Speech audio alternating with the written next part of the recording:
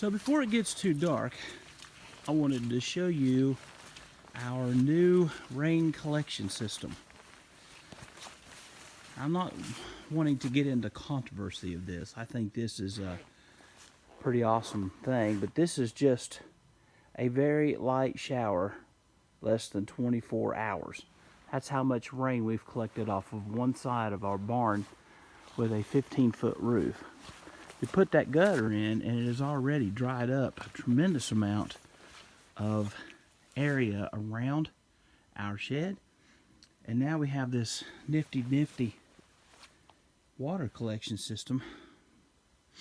And I think that's going to just be a great addition to our farm, because we're going to put one on this barn and one on that one down there as well, and hook up, and may not have to do a whole lot of water hauling once we get that done. Of course, we've got this one back here set up where we do the water. It doesn't require any electricity. It's just all gravity flow.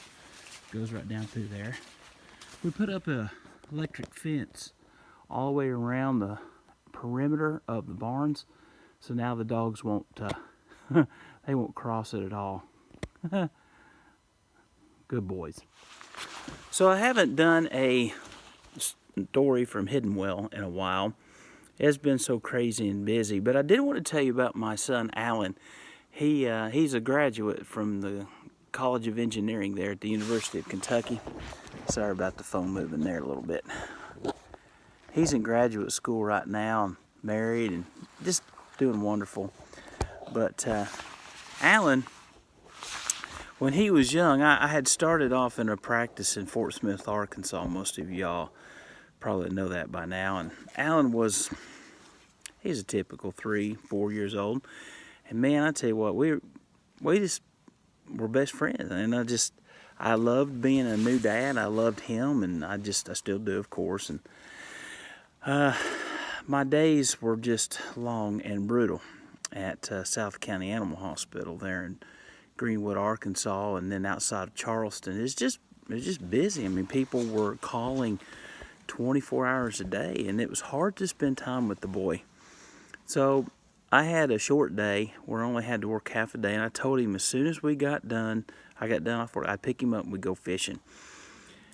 And I wasn't supposed to be on call that weekend, but, you know, it's just how things were. As I got home, got him loaded up, got in the truck to take off, I got a call from a really good client. His cow needed a C-section. But it was the middle of July, and this was a big old Brahma cow. We drove out there. There was no help.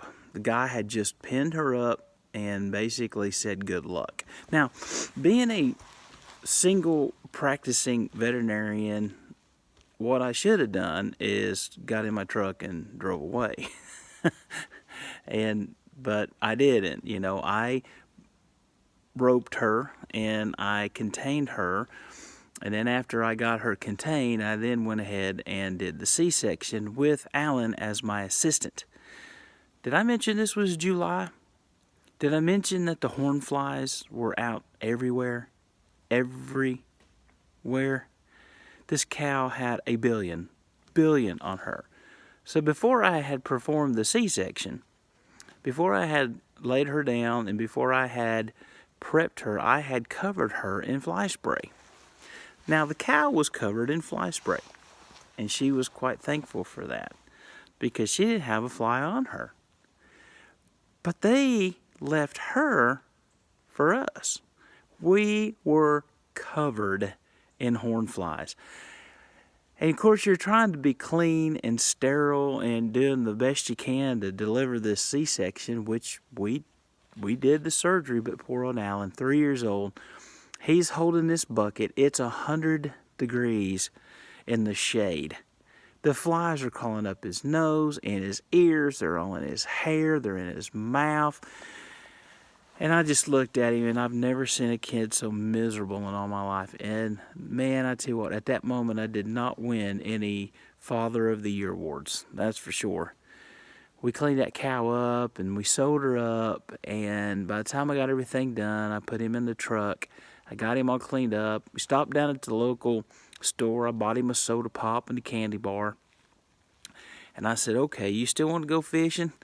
And with these big old sad eyes, he looked at me and says, Dad, I think I'd just rather go home. And before we even got home, he was asleep in the truck, gone. I mean, it just totally took all the life out of him completely. You know, I've never forgot that. I just haven't forgotten it. And I, to this day, even though I was in my 20s and young and, you know, full of excitement to be a new veterinarian and willing to go that extra mile, I still have a lot of regret about that day. I wish that I would handle that differently. Hindsight's 20/20, but do remember this: you don't have yesterday, and you don't have tomorrow.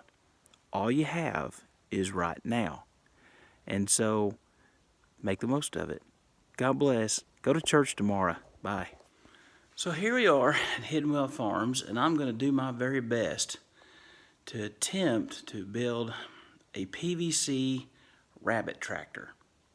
Now, we're not talking about a tractor to plow a field with or with a motor. It's just a term that is a movable cage that they can get on the ground and eat the grass with. I've seen a lot of different designs, and I think I have settled upon a 5-foot rabbit tractor. So that's what I'm going to attempt to build, and I'll take you along for the journey. So here I have a 10-foot section of PVC, and I'm going to cut it exactly in half. So I have 2 5-foot sections, and then I'm going to take one and cut it into 4 sections of 28 because I want it to be 28 inches wide, and then another section that I'll cut at 5 foot. And then I'll make another 4 cuts, so I'll have braces in the corners because I want it to be 28 inches high. And we'll see how that comes out. So now I have my 4 5-foot sections. I'm going to make my 8 28-inch sections. So now I've cut 4 of my 28-inch pipes. Now these are 3/4 inch because I wanted that strength. But I'm going to stop here before I cut the other 4 28 inches. The reason is because on my 5-footers, I need to put a middle support. I'm going to do that at about 2 foot because I also want to put a blind in there. So I'm going to make those cuts now, and then I'll begin construction, and then I'll finish it up towards the end. Okay, so I now have my 2-foot sections cut off of my 5-foot sections, and I'm going to start doing some assembly.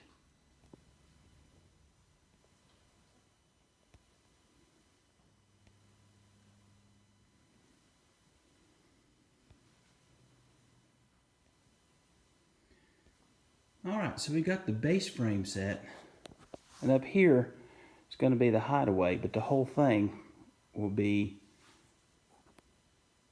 a tractor.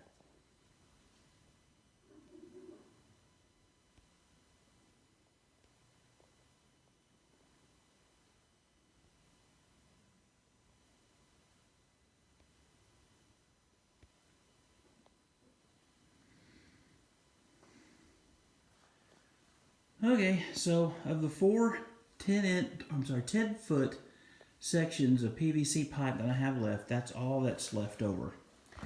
So I have miscalculated, and it would appear that I need 5 to finish the frame, and I will need an additional, oh goodness, 3 to finish the lid.